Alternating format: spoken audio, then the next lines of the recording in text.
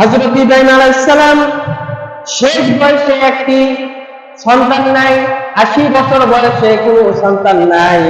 আল্লাহ রাব্বুল আলামিনের কাছে হযরত ইব্রাহিম আলাইহিস সালাম প্রার্থনা করলেন, রব্বুল আলামিন আমাকে একটি নেক সন্তান দান করো।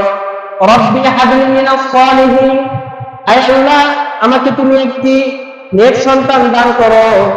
শেষ বয়সে আল্লাহ রাব্বুল আলামিন ইব্রাহিম আলাইহিস সালামকে একটি পুত্র সন্তান দিয়ে দিলেন। এখন শেষ বয়সে যদি কারো একটি সন্তান হয়, আর প্রতি মহব্বত বাড়ে না কমে? বাড়ে না কমে?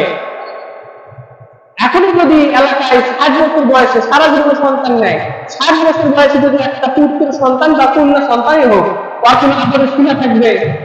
14 গোষ্ঠী মাথার উপরে নিয়ে নাচানাচি করবে যে আমার ভাইয়ের একটা সন্তান দিয়েছে আল্লাহ। এই শেষ বয়সে আল্লাহ পাক ইব্রাহিম আলাইহিস সালামকে সন্তান দিলেন, সন্তান নাই।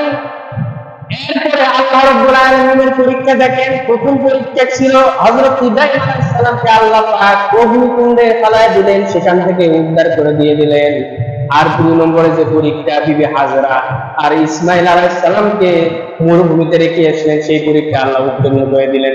3 নম্বরের পরীক্ষা, 80 বছর বয়সে যে সন্তান হয়ে গেল, আল্লাহ রাব্বুল আলামিন ইব্রাহিম আলাইহিস সালামকে পরীক্ষা করার জন্য বললেন, তুমি তোমার সন্তানকে, প্রিয় বস্তুটাকে কুরবানি দিয়ে দাও। হযরত ইব্রাহিম আলাইহিস সালাম কখনোই প্রশ্ন করেন না, আল্লাহ শেষ বয়সে আমাকে একটা সন্তান দিলে, আমার তো অনেক সম্পদ আছে, সেগুলো কুরবানি করি, এটা তো দরকার নাই, এরকম কোনো প্রশ্ন করেন নাই।